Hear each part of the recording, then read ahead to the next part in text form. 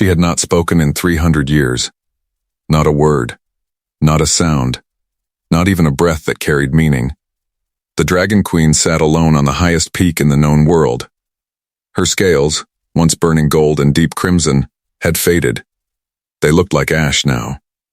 Like something that used to be alive, but forgot how to be. Every dragon in the realm knew her story. Every creature with wings or claws or fire in its belly had heard the legend. They whispered it in caves. They passed it down through generations like a warning. Do not speak to the queen. Do not approach the queen. Do not remind the queen of what she lost. Because the last time someone reminded her, an entire mountain range disappeared. She had ruled for over 1,000 years. She had watched empires rise and crumble like sandcastles. She had seen oceans shift and forests burn, and new stars appear in the sky. She had outlived everything she ever loved. And then, 3 centuries ago, she lost the last thing that mattered. Her young, her children, gone. And after that, the Dragon Queen simply stopped. But here is the part nobody talks about. Here is the part that will genuinely shock you. The thing that finally broke through 300 years of silence was not another dragon. It was not a god. It was not a powerful wizard or a legendary warrior or an ancient prophecy written in fire. It was a boy, a human boy, small, thin, lost, completely alone in a world that wanted nothing to do with him. And what happened between this grieving queen and this forgotten child is one of the most powerful stories ever told in the world of Fi. Today, we are going to walk through every single moment of it. We are going to show you how a boy with nothing changed a queen with everything. We are going to show you the moment her silence finally broke, and we are going to show you the ending that nobody saw coming. An ending so unexpected, so emotionally devastating, that people who heard this story said they could not sleep that night. 3 revelations are coming that will completely change how you see this story. First, the Dragon Queen was not just grieving. She was slowly dying. And she knew it. Second, the boy did not stumble into her territory by accident. Something guided him there. Something ancient and impossible. Third, the final choice the queen made in the last moments of this story was not what anyone expected. Not the dragons. Not the humans. Not even the boy himself. Let me show you exactly how this happened. His name was Eli. He was 11 years old, and he had been walking for 6 days straight. His boots had holes in them. His jacket was 2 sizes too big, something he had found in a pile of discarded clothes outside a village that did not want him. His hair was the color of old copper, messy and unwashed, sticking out in every direction like it had given up trying to look normal. He carried a small pack on his back. Inside it was a half-eaten piece of bread, a water canteen that was almost empty, a folded piece of paper with a hand-drawn map that was almost certainly wrong, and a small smooth stone he had picked up from a riverbed 3 years ago because it reminded him of something warm. He did not know exactly where he was going. He just knew he could not stay where he had been. Eli had grown up in a place called Dunmore. It was a small settlement on the eastern edge of the human territories, the kind of place that appeared on no official maps and received no official help from anyone. The people there were tough and tired and suspicious of anything they did not understand. Eli was something they did not understand. He had always been different. Not in a dramatic way. Not in a way that announced itself loudly. It was quieter than that. Subtler, he noticed things other people missed. He felt things other people ignored. When an animal was in pain nearby, he knew it before he saw it. When a storm was coming, he felt it in his chest like a low hum 2 days before the clouds arrived. The people of Dunmore called it strange. They called him strange. And in a world where strange things were usually dangerous things, strange people were not welcome for long. He had been asked to leave. Politely at first, then not so politely. So he left. He had been walking east because east was the direction nobody from Dunmore ever went. The older people in the settlement used to say that east was where the Deadlands began, where the sky turned the wrong color and the ground stopped growing things, and the air tasted like metal and old fire. They said the Dragon Queen lived somewhere in the east, They said it like a warning. Eli had heard it like an invitation. He did not know why. He could not explain it. It was the same feeling he got when he sensed a hurt animal nearby. A pull, a low hum in his chest that said, "Go this way, go this way, go this way." So he went. On the third day of walking, the landscape began to change. The green fields faded into gray rock. The trees became sparse and twisted, their branches reaching sideways instead of up, like they were trying to escape something. The sky above him shifted from pale blue to a deep bruised purple that never fully brightened, even at midday. The air did taste like metal, like old fire, like something enormous had burned here a very long time ago, and the memory of it never left. On the fourth day, he found the bones. They were dragon bones. He knew that immediately, even though he had never seen a dragon in his life.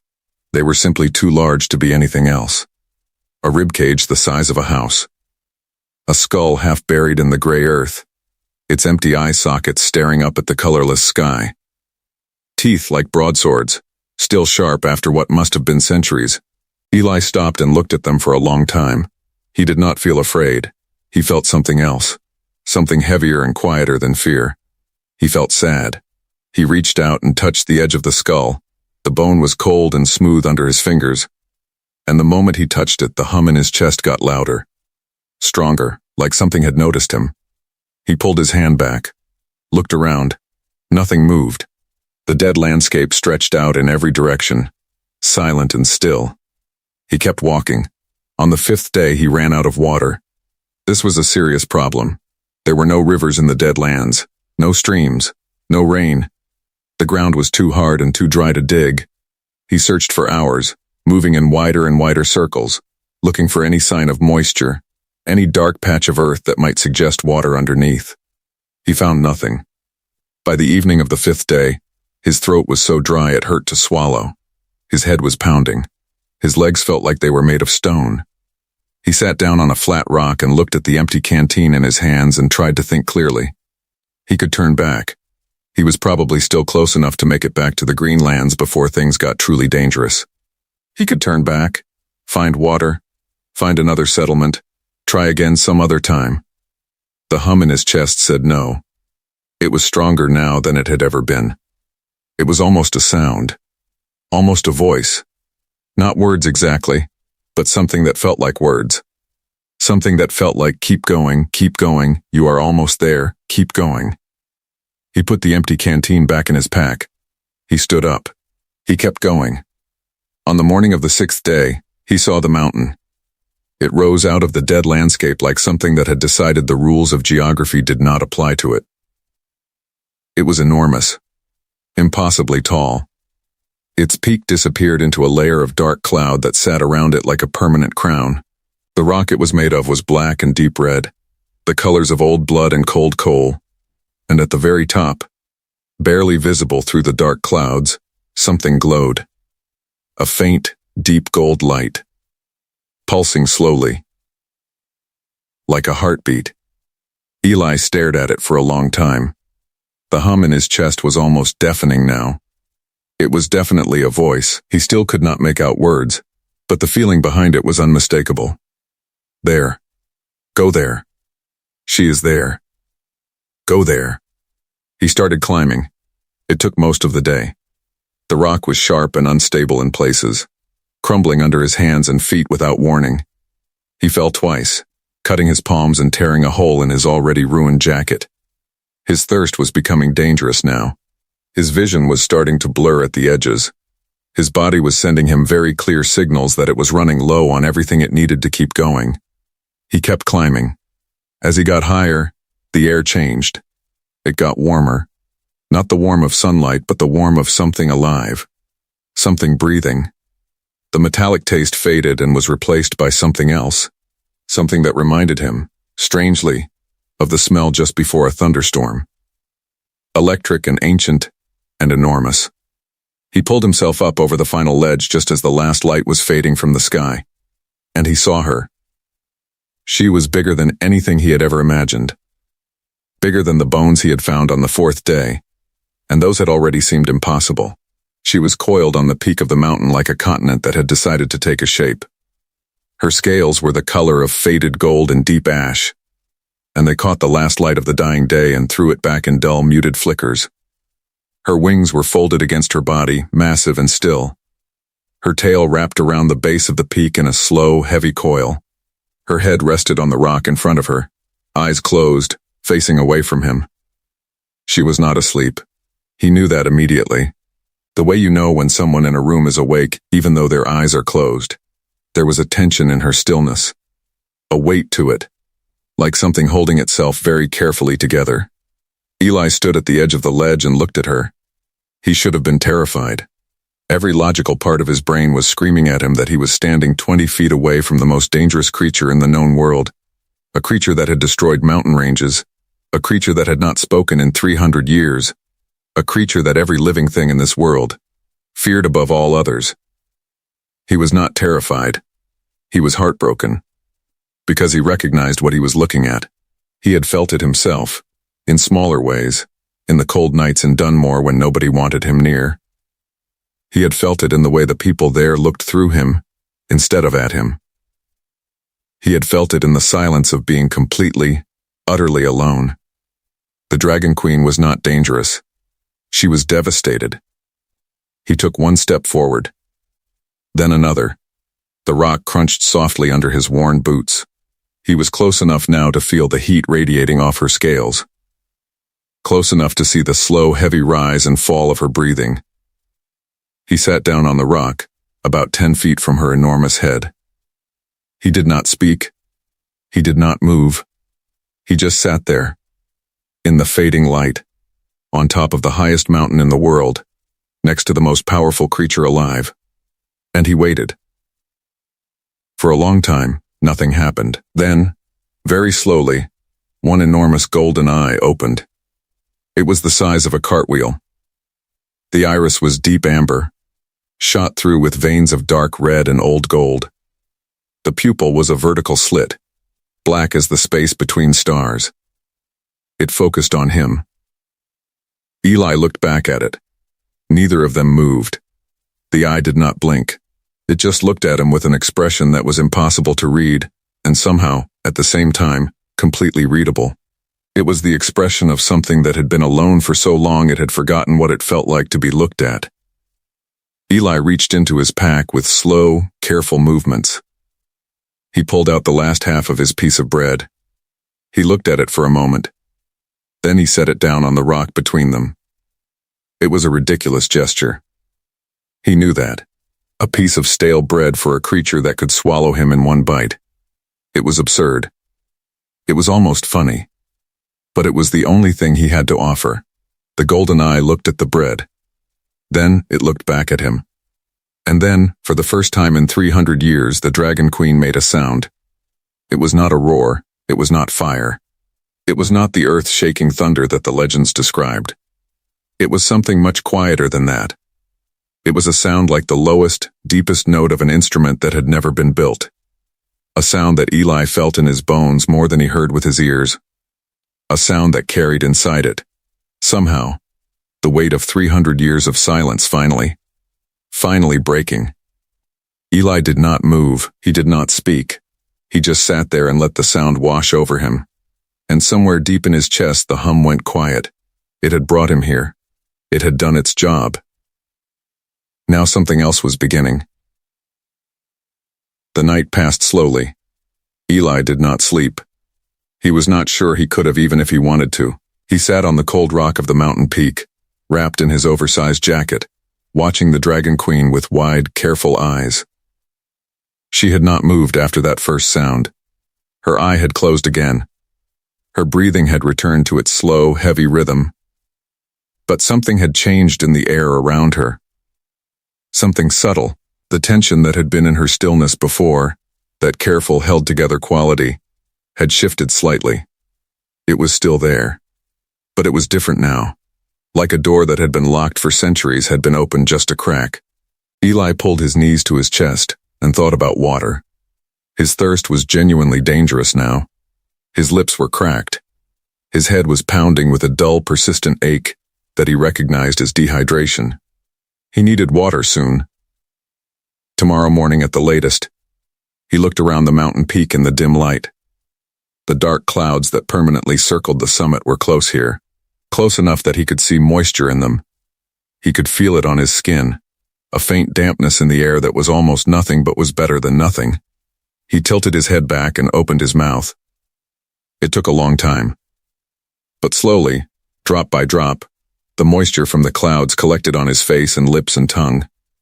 It was barely enough. But it was something. He lowered his head and found the Dragon Queen's eye open again, watching him. He stared back at her. "I know," he said quietly. His voice came out rough and cracked from disuse and thirst. "It's not a great solution, but it's what I've got." The eye watched him. "I'm Eli," he said. "I don't know if that means anything to you." "Probably not. I'm just a human. I know you probably don't think much of humans." He paused. "Most humans don't think much of me either, so I guess we have something in common." The eye did not blink. "I heard about you," Eli continued. "Back where I came from.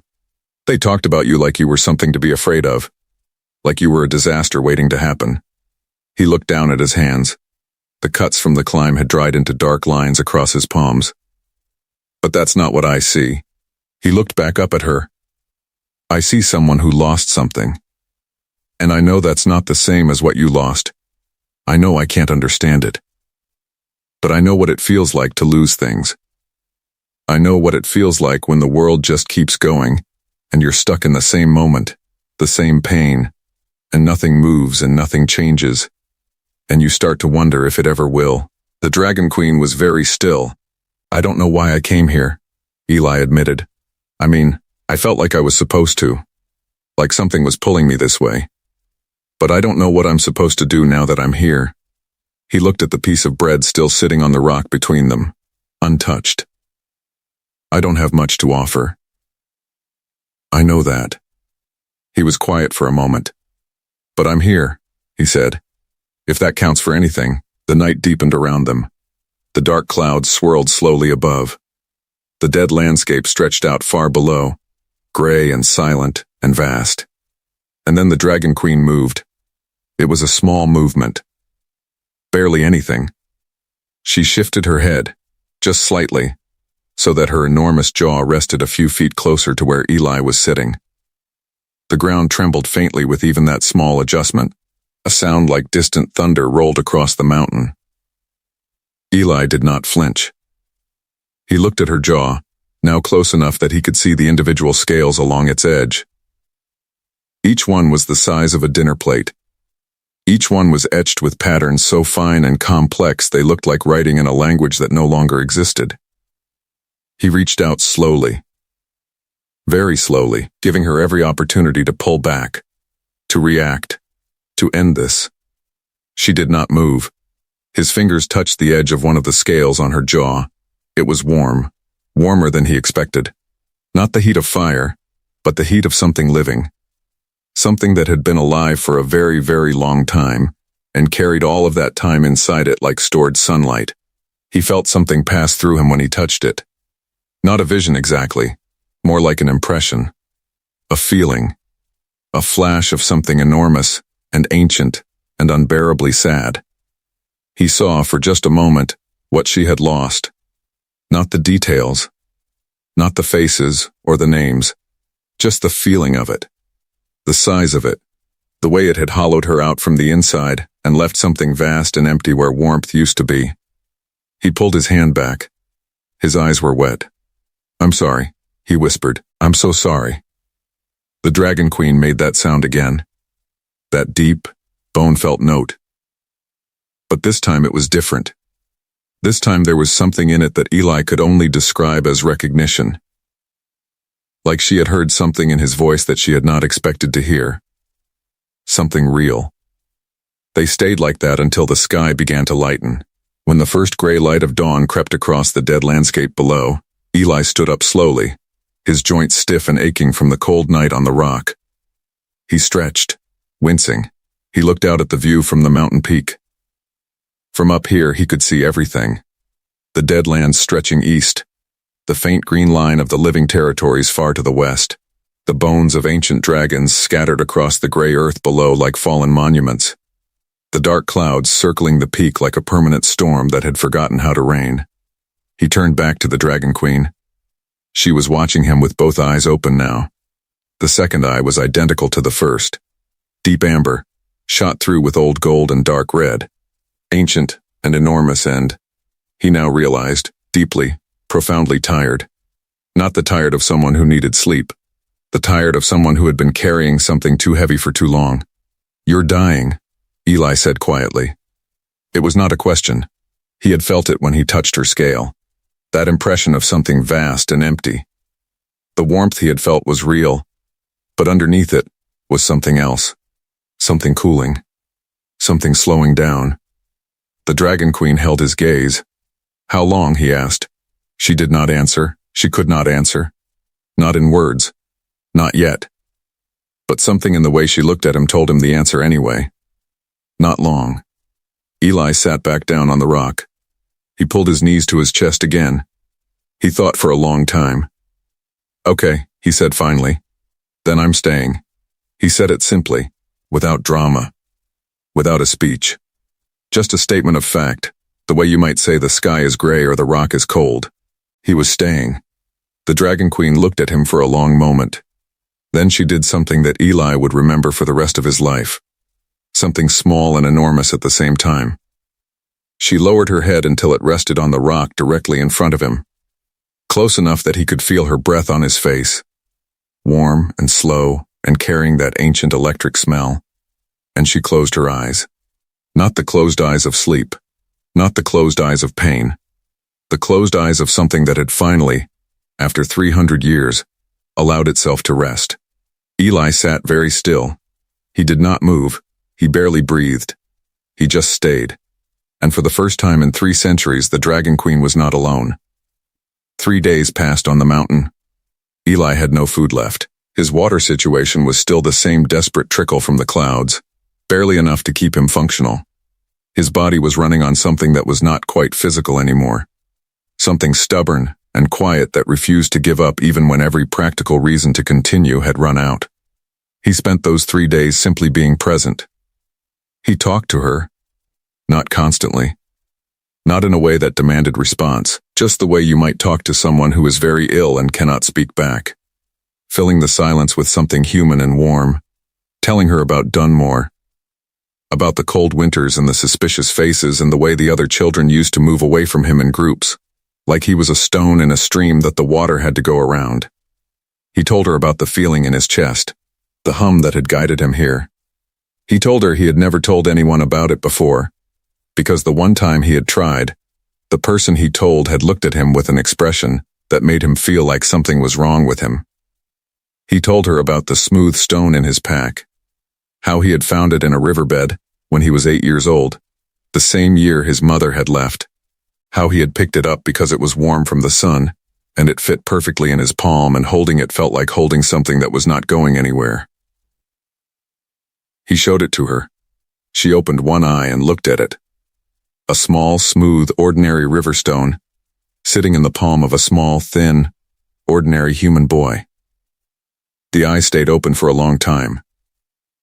On the second day, something changed. Eli was sitting in his usual spot, talking quietly about nothing in particular, when the Dragon Queen suddenly lifted her head. Not slowly, the way she had been moving. Quickly. Alert. Her eyes snapped open and her nostrils flared, and she turned her head toward the eastern sky with an expression that Eli could only describe as alarm. He went quiet immediately. He looked east. He saw nothing. Just the dark clouds, and the dead landscape, and the distant gray horizon. But he felt something. That old familiar hum in his chest, but different now. Not the warm pull that had guided him here. Something colder. Something with an edge to it. Something was coming. What is it? He asked quietly. The Dragon Queen did not look at him. She was still staring east, her body tense in a way he had not seen before. The faded gold of her scales seemed to darken slightly, like a fire being turned down. Then he heard it, a sound from far away, low and rhythmic, like wing beats. but wrong somehow. Too heavy, too deliberate, too many of them. He squinted at the eastern horizon. There, dark shapes against the darker sky, moving fast. Coming this way. How many? He whispered. The Dragon Queen made a sound. Not the deep resonant note from before, something sharper, something that vibrated in his teeth. He counted the shapes as they got closer. 7. 7 dragons, flying in formation, heading directly for the mountain. Eli stood up slowly. He looked at the Dragon Queen. She was still watching the approaching shapes. Her body coiled now in a way that was different from her usual stillness. This was not the stillness of grief. This was the stillness of something preparing. Are they dangerous? He asked. She looked at him then, just for a moment. And in that look was an answer more complex than yes or no. An answer that contained history and politics and old wounds and older grudges and things that had been building for a very long time. He understood it anyway. Okay, he said. He looked around the mountain peak. There was nowhere to hide, nowhere to run. The ledge he had climbed up was behind him, and even if he could get to it, 7 dragons could cover the distance to the ground before he made it halfway down. He turned back to face the approaching shapes. He stood in front of the Dragon Queen. It was, objectively, the most useless defensive position in the history of defensive positions. A thin, malnourished 11-year-old boy standing between 7 full-grown dragons and the most powerful creature in the world. It made no tactical sense whatsoever. He stood there anyway. The 7 dragons landed on the edges of the mountain peak in a wide arc. They were large. Not as large as the Dragon Queen, but large enough. Their scales were dark, deep blues and blacks and grays, and they gleamed with a cold light that was nothing like the warm, faded gold of the Queen's scales. They looked at Eli. He looked back at them. The largest one, positioned at the center of the arc, lowered its head and fixed him with a stare that was designed to make things feel very small. It worked. Eli felt very small. But he did not move. The large dragon made a sound. Not the deep, resonant note of the Queen, something more structured, more deliberate, like language. Eli did not understand it. But he felt the shape of it, the intention behind it. It was a command. It was telling him to move, to step aside, to stop being in the way of something that was going to happen regardless of whether he was in the way or not. He shook his head. The large dragon stared at him. He stared back. Behind him, he heard the Dragon Queen move. He heard the slow, heavy shift of her enormous body. He heard the sound of her scales against the rock. He felt the warmth of her presence move closer to him, until he could feel her breath on the back of his neck. The 7 dragons looked past him at the Queen. The Queen looked back at them. And then she spoke. Not the deep, resonant note, not the sharp, vibrating sound. Something else entirely. Something that Eli felt in every cell of his body simultaneously, like every frequency of sound that existed had been compressed into a single moment and released all at once. It was a word. He did not know what word. He did not speak dragon. But it was unmistakably a word, and it was unmistakably directed at the 7 dragons in front of them. And whatever it meant, it landed like a physical force. The 7 dragons flinched. All of them. Simultaneously. The large one in the center held its ground for a moment longer. Then it too lowered its head. Not in aggression. In something else. In acknowledgement. One by one, the 7 dragons spread their wings and lifted off the mountain peak. They circled once, slowly, and then flew back the way they had come, disappearing into the eastern sky. Eli let out a breath he had not realized he was holding. He turned around. The Dragon Queen was looking at him, both eyes open, her head raised, and on her face, in the lines of her ancient scales and the depth of her amber eyes, was an expression he recognized immediately. It was the same expression he had seen on the faces of people in Dunmore when something surprised them, when something happened that they had not expected, and did not know how to process. She was surprised. She had not expected him to stand there. Eli looked up at her. "I told you I was staying," he said simply. The Dragon Queen looked at him for a long, long moment, and then, very slowly, she lowered her head until her enormous jaw rested on the rock beside him. Close, warm, present. Eli sat down next to her. He leaned his back against the warm scales of her jaw. He looked out at the eastern sky where the 7 dragons had disappeared. "Want to tell me what that was about?" he asked. She made the deep resonant sound. "Yeah," he said. "I figured it was complicated." They sat together in the thin mountain air as the day moved slowly around them. Something had shifted between them. Something that had no name in any human language, and probably had no name in dragon language either. Something that existed in the space between 2 very different creatures, who had both, in their own ways, been completely alone for far too long. Something that felt, cautiously and carefully and against all reasonable expectation, like the beginning of trust. On the 3rd day, Eli collapsed. It was not dramatic. He did not fall dramatically or cry out. He simply sat down on the rock to rest for a moment, and then found that he could not get back up. His body had been running on empty for too long. The dehydration, the lack of food, the cold nights, the climb, all of it had finally added up to a number his body could no longer ignore. He sat there and looked at his hands. They were shaking slightly. His vision had that blurry, distant quality that he recognized as his body shutting down non-essential functions to preserve the essential ones. "I think I'm in trouble," he said quietly. The Dragon Queen had been watching him all morning. She had noticed the change in him before he had. She had been watching him with an attention that was different from the distant, grief-heavy observation of the first days. This was focused. Concerned. She moved now. Quickly, for something her size. She rose from her resting position and turned, and Eli watched with blurry eyes as she moved to the edge of the mountain peak and looked down at the dead landscape below. Then she did something extraordinary. She breathed. Not fire. Not the destructive blast of legend. Something more controlled than that. More precise. She directed a long, steady stream of heat at a specific point on the rock face below the peak, and where the heat touched, something happened. The rock cracked, and from the crack, water began to flow. A spring, hidden deep in the mountain, sealed by centuries of cold and pressure, suddenly freed. Eli stared. The Dragon Queen turned back to him. She looked at him with those enormous amber eyes. Then she looked at the spring. Then back at him. He understood. He crawled to the edge of the ledge. It took him longer than it should have. His arms were weak, and his coordination was off. But he made it to the edge, and he found a way down to the crack in the rock, and he pressed his face against the cold stone and drank.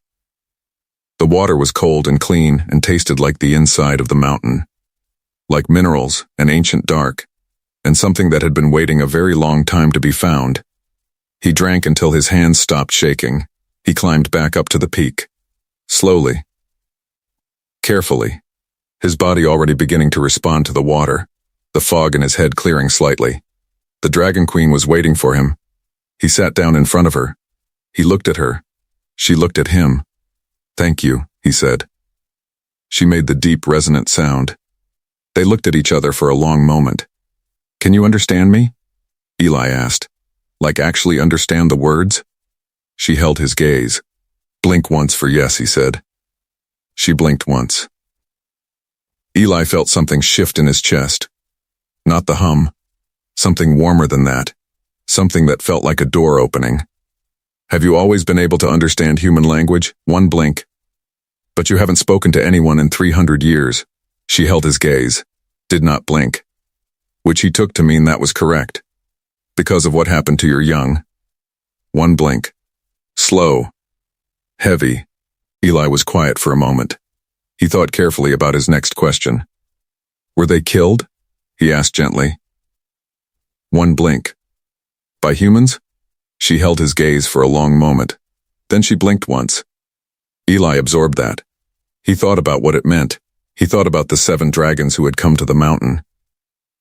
He thought about the way they had looked at him. At this human boy standing in front of their queen. "Is that why they came?" he asked. "The 7 dragons. Because I'm human. Because they don't want a human near you." One blink. Do they think I'm dangerous to you? She held his gaze. Then she did something unexpected. She tilted her head slightly, in a gesture that was unmistakably a shrug. Eli almost laughed. It was such a human gesture, such an ordinary, everyday gesture, coming from a creature the size of a small mountain. Fair enough, he said. I guess that's a reasonable concern. He looked down at his hands. The cuts from the climb were healing. The shaking had stopped. He felt more present now, more solid, the water doing its work. I need to ask you something, he said, and I need you to know that whatever the answer is, I'm not going anywhere. Okay? She watched him. Are you dying because you want to, or because you can't stop it? The question hung in the thin mountain air. The Dragon Queen was very still for a long moment. Her amber eyes were unreadable. The ancient patterns on her scales seemed to shift slightly in the light, like something moving beneath the surface. Then she blinked once. Eli nodded slowly. He had thought so. He had felt it in that impression when he touched her scale. The emptiness was not just grief. It was a choice. A slow, deliberate letting go. A decision made 300 years ago and maintained every day since. Okay, he said. Then I have one more question. He looked directly into her enormous amber eyes. What would it take to make you want to stay? The Dragon Queen looked at him for a very long time. She did not blink. She did not look away. She just looked at him, this small human boy with his copper hair and his cracked lips, and his smooth river stone, and his impossible stubbornness, and something moved behind her eyes. Something deep and slow and enormous, like a glacier beginning, after centuries of stillness, to move. She did not answer his question. Not that day. But she did not look away either. And Eli, who had learned to read silences the way other people read words, understood that as the most important answer she could have given him. On the fourth day, she spoke to him, not in dragon language, not in the deep resonant notes that he felt in his bones, in human language, in English, in a voice that sounded like the lowest register of a cathedral organ filtered through 300 years of silence. It was one word. Eli. He had been sitting with his back against her jaw, watching the clouds move. When she said it, he went completely still. He was not sure, for a moment, if he had actually heard it, or imagined it. Eli, she said again. He turned slowly and looked up at her. You know my name, he said. I have known your name, she said, since before you were born. He stared at her. Her voice was extraordinary. It was not loud, but it carried. It had a quality that made the air around it feel different, denser, more significant. Like the words she spoke became more real than ordinary words simply by virtue of having come from her. What does that mean? He asked. It means, she said slowly, as if each word cost something, that you did not find me by accident. Eli thought about the hum in his chest, the pull that had guided him east, the voice that had said, go there, she is there, go there. What guided me here? He asked. She was quiet for a moment. The clouds moved around the mountain peak. The dead landscape stretched out below. I did, she said. He absorbed that. You called me here? Not consciously, she said. Not with intention. It was. She paused, searching for words in a language she had not used in 3 centuries. It was grief. Grief calls sometimes, to the right ears. And you have always had the right ears. What do you mean? You feel things that others do not feel, she said. You have always felt them. The pain of animals. The coming of storms. The weight of old places. She paused. You felt me. Eli thought about this. He thought about every time the hum had appeared in his chest. Every time he had known something before he should have known it. Every time he had felt a pull toward something that nobody else seemed to notice. Is that why I was different? He asked quietly. In Dunmore. Is that why they didn't want me? People fear what they cannot explain, she said. You were unexplainable to them. But not to you. No, she said. Not to me. They were quiet for a while. The wind moved across the mountain peak, cold and thin. Tell me about them, Eli said. You're young. If you want to. You don't have to. A long silence. There were 3 of them, she said finally. Her voice was different when she said it. Deeper. Slower. Like something very heavy being lifted. 2 daughters and a son. They were young. Not young by human standards, by dragon standards. They had only lived 2 centuries. Eli did not say anything. He just listened. They were curious, she said. Especially the youngest. She was always flying too far, exploring too much, going to places she had been told not to go. A pause. She found a human settlement. She was not threatening them. She was only curious. But they were afraid. Eli closed his eyes. They called for help, the Dragon Queen continued. Other humans came. With weapons designed specifically for dragons. Weapons that had been made in secret, over many years, by people who had been planning for exactly this kind of moment. Another pause. My daughters went to find their sister. My son went to protect them. She stopped. Eli waited. None of them came back. She said. The words fell into the silence of the mountain like stones into deep water. Eli did not speak for a long time. He sat with the weight of what she had told him. He let it be as heavy as it was. He did not try to make it lighter or wrap it in comfort or rush past it to something easier. He just sat with it. I'm sorry, he said finally. The same words he had said on the first night, but different now, fuller, carrying more weight because now he knew what he was sorry for. You were not there, she said. No, he said, but I'm human, and humans did that. Yes, she said, and you still let me stay. A long pause. You stood in front of me, she said, when the 7 came. You stood between me and them. You had nothing. No weapon, no power, no reason to believe it would make any difference. Another pause. But you stood there. Of course I did, Eli said. Why? He thought about it. He thought about it honestly, the way he always tried to think about things. Because you were worth standing in front of, he said. Because you matter. Because just because something is powerful doesn't mean it doesn't need someone in its corner sometimes. The Dragon Queen was quiet for a very long time.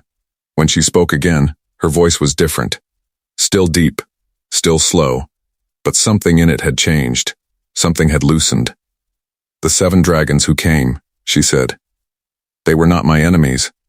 They were my subjects. They came because they are afraid. Afraid of what? Afraid of what happens when I die, she said. I am the last of the old ones. The last dragon who remembers the world before humans spread across it. When I am gone, there will be no one left who remembers the old laws. The old agreements. The old balance. She paused. They are afraid that without me, the dragons and the humans will destroy each other. Eli thought about this. Is that what will happen? It is what has been building, she said. For a long time. The weapons that killed my young were not made by ordinary people. They were made by people who want war, who have been preparing for war, who believe that the only safe world is a world without dragons in it. And the dragons? Eli asked. Are there dragons who want the same thing? Who want a world without humans? A pause. Yes, she said. Eli looked out at the dead landscape below. He thought about the bones he had found on the 4th day of his walk. The dragon bones, ancient and enormous, half buried in the gray earth. How do you stop it? He asked. The Dragon Queen looked at him. That, she said, is why you are here. Eli did not sleep that night. He sat on the mountain peak under the dark swirling clouds and thought about everything the Dragon Queen had told him. He turned it over in his mind the way he turned the smooth river stone over in his hands, looking at it from every angle, feeling the shape of it. He was here because her grief had called to him. Because he had the right ears. Because he could feel things others could not feel. But she had said he was here for a reason beyond that. She had said he was here to stop a war. He was 11 years old. He had holes in his boots and no food, and barely enough water. He had been unwanted in every place he had ever lived. He had no power, no weapons, no army, no plan. How was he supposed to stop a war between dragons and humans? He asked her this, directly, as the first gray light of dawn began to appear on the horizon. She was quiet for a long time before she answered. You already started, she said. He looked at her.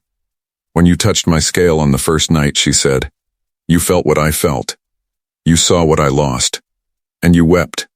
I didn't weep, he said. My eyes were wet. That's different. Is it? He thought about it. No, he admitted. I guess not. No human has wept for my loss in 300 years, she said. No human has even acknowledged it as a loss. To them it was a victory. A threat eliminated. She paused. But you felt it as a loss. You felt it as grief. You felt it as something that should not have happened. It shouldn't have, Eli said. No, she agreed. It should not have. But feeling that doesn't stop a war, he said. No, she said. But it is where stopping a war begins. She looked at him steadily. The 7 dragons who came. They came expecting to find a human who was a threat, a human who was manipulating their queen, a human who needed to be removed. She paused. Instead, they found a human boy who stood in front of me with nothing but himself. And that changed something? It confused something, she said, which is the first step toward changing it. Eli thought about this. The people who made the weapons, he said. The ones who killed your young. They're still out there. Yes, and they're still building weapons. Yes. And there are dragons who want war too. Yes. So what do we do? The Dragon Queen looked at him for a long moment. The amber of her eyes caught the first light of dawn, and held it, warm and deep and ancient. We do what you did on the first night, she said. We show up. We stay. We stand in front of things that need someone standing in front of them. That's not a plan, Eli said. No, she agreed. It is something better than a plan. What's better than a plan? A beginning, she said. Eli looked at her. He looked at the dawn spreading across the dead landscape below. He looked at the distant green line of the living territories to the west. He thought about the bones in the gray earth. He thought about the weapons being built in secret. He thought about the 7 dragons who had come and gone and been confused by what they found. He thought about his mother leaving. About Dunmore. About the cold nights and the suspicious faces, and the feeling of being a stone in a stream that the water had to go around.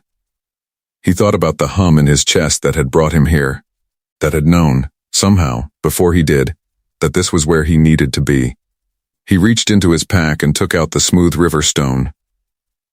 He held it in his palm, warm from being close to his body, fitting perfectly in his hand. He looked at it for a moment. Then he held it out to the Dragon Queen. She looked at it, then at him. It's the warmest thing I own, he said. I want you to have it. She looked at him for a long time. Then, with a delicacy that seemed impossible for something her size, she lowered her head and touched the tip of her enormous nose to the stone in his palm. And something happened. The stone began to glow. Not brightly. Not dramatically. A soft, warm, deep gold light. The same color as the Dragon Queen's scales in their prime. The same color as the light he had seen from the mountain peak on the morning he first saw her. It pulsed slowly, like a heartbeat. Eli stared at it. What just happened? He whispered. I gave it something back, the Dragon Queen said quietly. What? Warmth, she said. Real warmth. The kind that does not fade. He looked up at her. Her scales, he realized, looked different in the morning light. The ash gray that had dulled them was still there.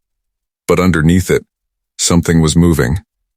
Something deep and slow and golden, like a fire that had been banked for a very long time beginning, carefully, to breathe again. She was not healed. He knew that. 300 years of grief did not dissolve in 6 days. The dying he had felt in her was still there. The emptiness was still there, but it was smaller than it had been. And she was still here. The 7 dragons, Eli said.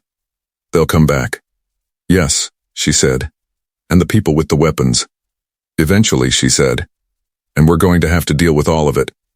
Yes, she said. Together? She looked at him. Both eyes open.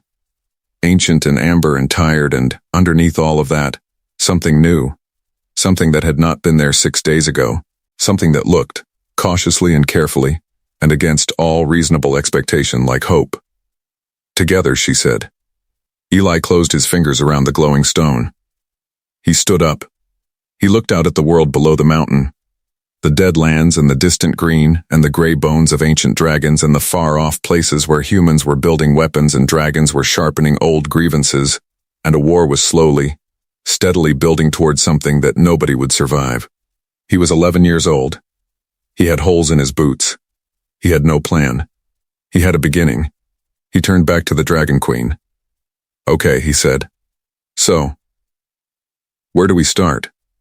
And the Dragon Queen, who had not smiled in 300 years, because dragons do not smile the way humans smile, did something with her eyes and her scales and the ancient lines of her face that was, in its own enormous and inhuman way, exactly that. She smiled. And on the highest peak in the known world, in the thin cold air above the dead lands, under the dark swirling clouds that had circled that mountain for 3 centuries, something ended. And something else, something small and stubborn and impossibly warm, began. Here is the part of this story that nobody talks about. The Dragon Queen did not die. Not that year, not the year after, not for a very long time. Because it turns out that grief, when it is finally witnessed by the right person, does not have to be a death sentence. It can be a turning point. It can be the moment before the moment when everything changes. Eli stayed on the mountain. Not forever, but long enough. Long enough for the Dragon Queen to remember what it felt like to have a reason to stay. Long enough for the 7 dragons to come back, and this time, to land and stay and listen. Long enough for word to spread, through the dragon territories and eventually through the human ones, that something strange was happening on the highest peak in the known world. A human boy, and the Dragon Queen, side by side. The people who were building weapons heard about it. They were not pleased. They sent people to investigate. Those people came back with reports that made no sense to them. A child, an 11-year-old child, sitting next to the most dangerous creature alive, talking to her like she was a neighbor. The dragons who wanted war heard about it too. They were not pleased either. They sent their own representatives. Those representatives came back equally confused. Confusion, as the Dragon Queen had said, is the first step toward change. It took years. It was not clean or simple or easy. There were setbacks. There were moments when the war seemed inevitable anyway, when the weapons and the old grievances and the fear on both sides seemed too large and too entrenched to be moved by anything as small as one boy and one grieving queen. But here is what Eli understood, from the very beginning, that nobody else seemed to understand. You do not stop a war by being more powerful than the war. You stop a war by being more human than the hatred. By showing up. By staying. By standing in front of things that need someone standing in front of them, even when you have nothing but yourself. The smooth river stone that the Dragon Queen had touched on that final morning sat in Eli's pocket for the rest of his life. It never stopped glowing. Not brightly. Just that soft, warm, deep gold pulse. Like a heartbeat. Like a reminder. And the Dragon Queen, who had wept for centuries, who had been slowly dying on the highest peak in the world, who had not spoken in 300 years, who had lost everything she loved to a war that should never have happened. She lived. Not because she was healed. Not because the grief disappeared. But because a boy with holes in his boots, and a smooth river stone, and an impossible stubbornness, had climbed a mountain to sit with her. Had stood in front of her when the 7 came. Had asked her what it would take to make her want to stay. And had listened to the answer. If this opened your eyes to what real courage looks like, not the loud, dramatic kind, but the quiet, stubborn, show up and stay kind, then you already understand why this story has resonated with millions of people around the world. Because we have all been Eli at some point, small and lost, and walking toward something we cannot explain, guided by a feeling in our chest that says, go this way, you are almost there. And we have all been the Dragon Queen too. Carrying something too heavy for too long. Sitting in our own silence. Waiting, without knowing we were waiting, for someone to climb the mountain and simply stay. The next story in this series goes even deeper. It follows Eli 2 years later, when the war finally arrives at the mountain, and the Dragon Queen must make a choice that will cost her everything. A choice that Eli never saw coming. A choice that will break your heart and put it back together in the same moment. That story is coming very soon. And trust me, you do not want to miss it. Let's bring it all together. Today you witnessed something rare. A story about grief that does not end in tragedy. A story about two completely different beings, separated by species and centuries and unimaginable loss, finding in each other the one thing neither of them could find anywhere else. Presence. Witness. The simple, radical act of staying. You saw a boy with nothing stand in front of everything. You saw a queen who had given up on living remember what living was for. You saw how the smallest gestures, a piece of stale bread, a smooth river stone, the words "I'm staying," can carry more weight than armies. And you saw how the beginning of peace is never a treaty, or a weapon or a grand gesture. It is always a single person deciding to show up. If this story moved you, hit that like button right now. It takes 1 second, and it tells us to keep making content like this. Subscribe to the channel if you are not already here, because we release new Hi-Fi stories every week, and every single one of them is built to hit you exactly like this one did. Drop a comment below and tell us, which moment in this story hit you the hardest? Was it Eli standing in front of the 7 dragons? Was it the Dragon Queen saying his name for the first time? Was it the glowing stone? We read every single comment, and your answers genuinely shape the stories we tell next. And if you want to go deeper into the world of Fi, the next video is already waiting for you. It is linked on your screen right now. It is another story about humans doing the impossible in a world that did not expect them to. Watch it next. You will not regret it. One final question to leave you with, and we genuinely want your answer in the comments. If you were Eli, and you felt that hum in your chest pulling you toward something unknown, and possibly dangerous, would you follow it? Think about that. And we will see you in the next one.